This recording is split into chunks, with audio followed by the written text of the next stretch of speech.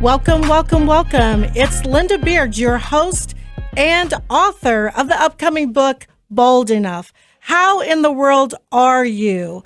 Thank you for allowing me to come into your world again another week. I know that you are out there trying to make those resolutions come true that you made for this new year in 2023. Don't let 2023 be a year where you did not ignite your passion, that you did not move forward with being authentically you, because every week I am going to push and challenge you to be bold enough.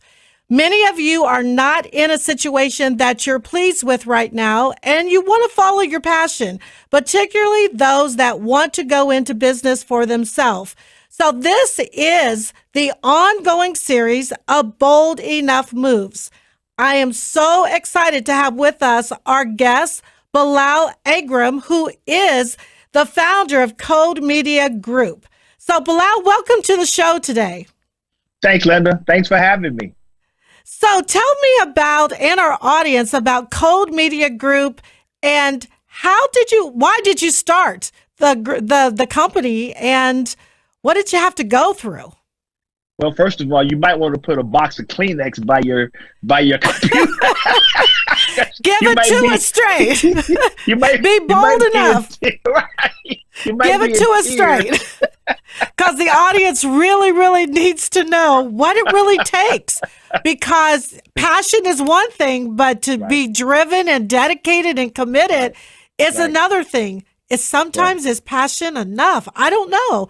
Tell us about it. I don't have any Kleenex nearby, but I'm sure Dan, my producer, will bring some over in case I get really, really teary-eyed here. Go ahead. Tell us your story. First of all, thank you for allowing me to be on your platform. It's always an honor when someone wants to hear your story. I don't take it lightly that I'm on here with you and hopefully encouraging your listeners as well as you to continue with the vision the Lord has given you. Oh, thank you so much. Thank you. Yeah. So, I mean, really, it's a grind.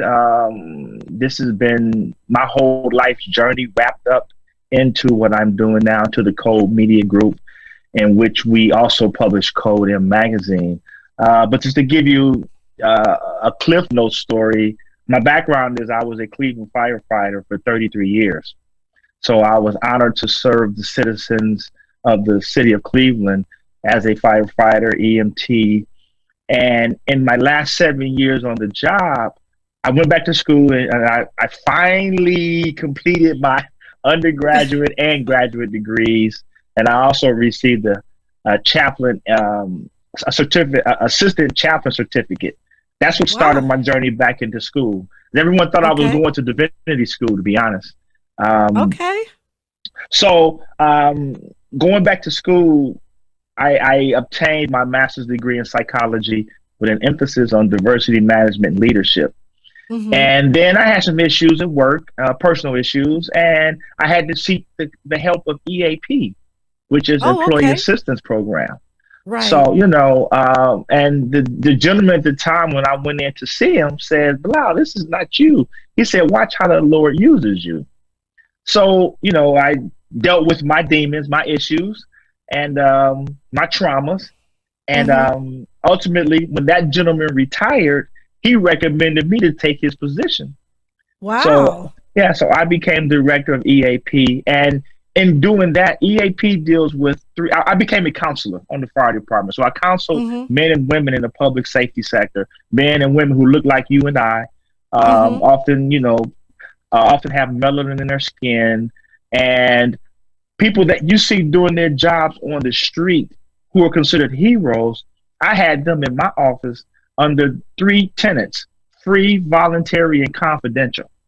So my office was away from headquarters, and it allowed people to come see me or call me or reach out to me when they're dealing with issues. And what I realized was I had so many men who looked like me in my office just breaking down crying, dealing with the issues of life. Oftentimes men of color suffer in silence. And you all women outlive us because you all have a built-in community style of caring for each other. You know, when And you Bilal, I'm going to pause you right there because you made a really good point in comparison of how men may deal with things right, and how women deal with things. right, And with Bold Enough, 49% of our listeners are male hmm because we are wanting to encourage that authenticity. hmm And being authentic is learning to express how you feel. And absolutely, men, many times, will just hold it in because many of them have been raised that you're the man. right. You're the So, man. You're supposed to be tough and you're supposed to have strength. And mhm. so to be vulnerable is something that really, really takes a lot of courage for men to really speak out and express themselves. So I'm really happy to hear that you were a vessel being used as men came into your office, that they could pour out their souls to you, basically. And you often live what you were modeled growing up. So Yes. if that's the model you were growing up, I mean, you grew up watching, then that's the life you're going to live, unless you Mm-hmm. change something in the dynamics of your life. So what I Yes. realize is that, you know, men of color suffer in silence. Mm. You know, when you with your boys, you like, dude, you all right? What's up, bro? Oh, I'm good, man. I'm good. That's the first line. Yes. I'm good. Well, Yes. you good and broke, broken up. You know? Yes. 'Cause I Yes. mean, growing up, we all deal with some sort of traumas. You know, whether it's within your household, whether it's within your neighborhood, whether it was within your school, whether you know, Mm-hmm. as society as a whole, because we are viewed as non-citizens. We're often marginalized, as Madison says. We're marginalized, underappreciated, and it's another term that he uses. So, growing up in the hood, you can't show anger. I mean, you can't be weak because then you Mm-hmm. become prey. You know, you get beat up all Oh, the time. yes. And then if Yes. when you get into a job, corporate America or whatever your job is, you can't show anger because now you're the angry black man or you're the angry black Yes. woman. In your case, you know, Yes. you become the Mm-hmm. angry black woman. When it's the Mm-hmm. majority acting the way that we act, then they're considered passionate. Oh, he or she just they're just passionate about their job. Well, what's the difference? Mm-hmm. So what I realized is that, you know, I had so many men in my office just breaking down crying, not knowing what to do, you know, whether it was dealing with the marriage, with the kids, with the racism on the job, finances, drugs, alcohol, you know, porn addictions, you name it. Men were coming in and just breaking down. So I took all that energy in and I had to figure Okay. out what do I do with this? Because I can't take it home to my wife, Yes. you know? Yes, that's a lot to take in and to be confidential. The Exactly. heavy burden, Yep. heaviness. So, hmm did you take all this data that I don't want to be impersonal by saying data. So I'll say, did you take all of this pain would be a better word.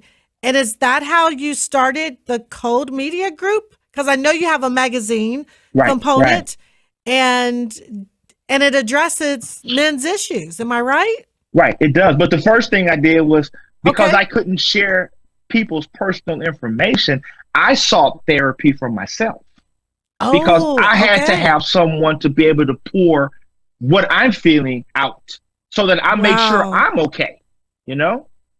And, Yes. and one of the analogy I would use to if men were in my office, and I'll get to your question in a minute, but Okay. one of the Oh, analogies I would use was I would tell the guy, and this is something that most guys can resonate with. I say, you know, hey, bro, you're sitting in my car, you're in my office. I said, if I can gift you any kind of car you want, automobile, what would you mm-hmm. want? You know, guy, man, I want a Corvette, man. I want a Porsche, man. I want a Mm, Shelby Mustang. I said, okay, you have that car. We're going down the highway and you hitting it. You in fifth gear and we hitting it. All of a sudden, that check engine light come on. What do? Oh man, I'm gonna take it to the shop. I said, good. So when your check engine light in your life come on, what do? I said, so you mean to ah, tell me you would take better care of that car than you would yourself? good question. And most guys are like, oh wow, I never thought of it that way. I said, well, yeah, we all Mm-hmm. at some point in our lives, our check engine light comes on. You know, whether you're waking up, you're crying, whether you can't sleep, whether your eating pattern is off, something in your life is bothering you. What do you do about it? So Mm, to get to your point, toward the yes. end of my retirement, Mm-hmm. I started thinking about, okay, what am I going to do now? I'm still relatively young. I've got energy. I've got education. Like I said, people thought I was going into ministry, and really, my job was my ministry because I did minister to people, to my Sure. coworkers. So you're So, saying then when you started your transition in your journey to start the Code Media Group, mhm, you were winding down your yes, corporate America career when you decided, what am I going to do next? So you right. weren't like, I'm tired of corporate America. I'm just going to take a risk and burst out and do it. You were methodically, in your situation, planning ahead. No, it Would that wasn't be me. an accurate? I mean, yes, but it was the Lord planning it out for me. I'm just walking. Okay. Okay. Well, we Yeah, talk a lot about purpose and what is right, your purpose that God right, created you to do. So right. I applaud you for understanding what that purpose is. Right, right. And like I said, I really enjoyed my job. I enjoyed the fire department. It's a brotherhood unlike any other. There's inherent dangers, but it also helps you to understand taking risks. It helps you Mm-hmm. to understand that, when someone calls us, there's an emergency in their life. So we had to Yes. respond and react accordingly, be professional, and Right. take care of whatever their needs were. I'm just Mm-hmm. thankful that I had a career that allowed me A, time off, B, time to go back to school, C, time to travel because I traveled the Mm-hmm. world while I was a firefighter. I had 2 apartments in China. I was in China Wow. so much. So it gave me once I left the United States and I started traveling abroad, it gave me a different perspective of life. It gave me a global perspective and realized that once I left this country, I was the majority in the world. People that looked like me was the majority in the world. You know, Wow. I had Wow. friends in I have friends in other countries. I get emails and texts from other countries, WhatsApp. So I would land in Hong Kong and I would pick up my Chinese cell phone and call my people there, my friends there. I Yeah, had a that's great. That's I had a wonderful. church. I had a church Mm-hmm. home in Hong Kong. I had tailors. I had manufacturers we was connected with. So the Lord just opened up all these opportunities and helped me to understand and look at life from a whole different perspective. So Wow. as I was winding down my career with the fire department, it allowed me two things. I had a pension and I had the opportunity to be able to step out on faith and invest in myself and self when I created the Code Media Group. So So when I you was able to, decided to when you decided to step out on faith and invest in Code Media Group, what were your feelings? I mean, yes, you're stepping scared, out on faith, but did you feel, yeah, scared. were you scared? Did you feel like, what if I fail, or am I good enough, or am I smart enough? Oh, Because many of the people that are out there listening are thinking, I want to do it, but will I be successful? Am I good enough? Or whatever thoughts. There's a right. lot of thoughts that are probably roaming around that has been deterrents from them moving forward.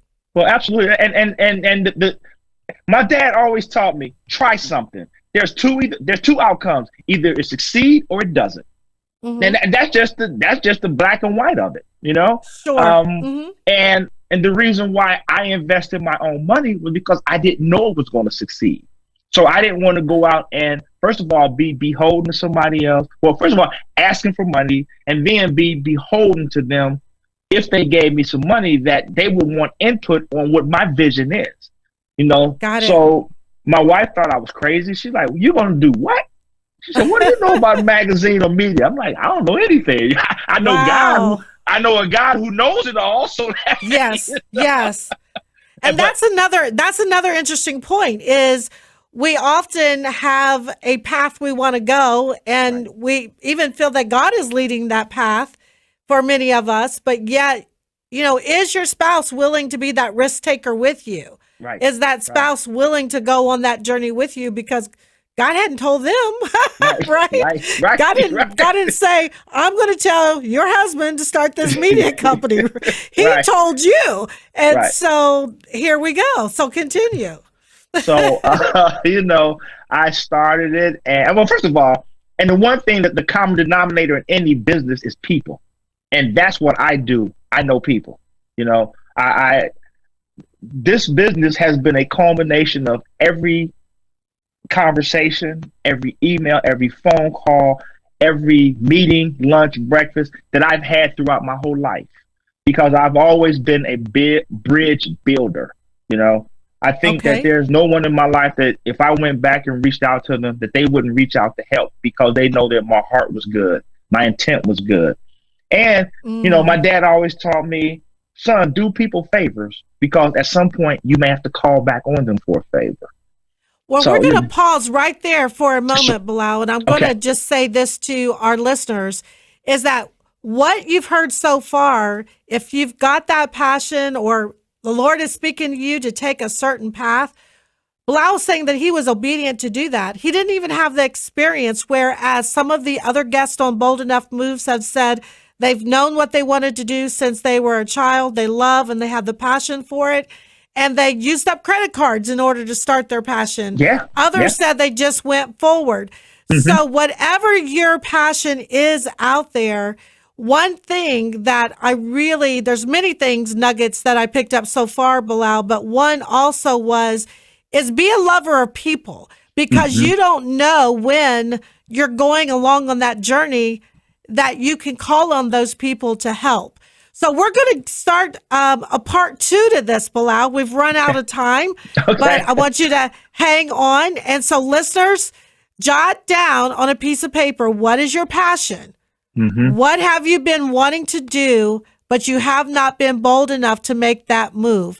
And we're going to have Bilal come back for part 2. Until then, be bold enough, and I'll see you soon.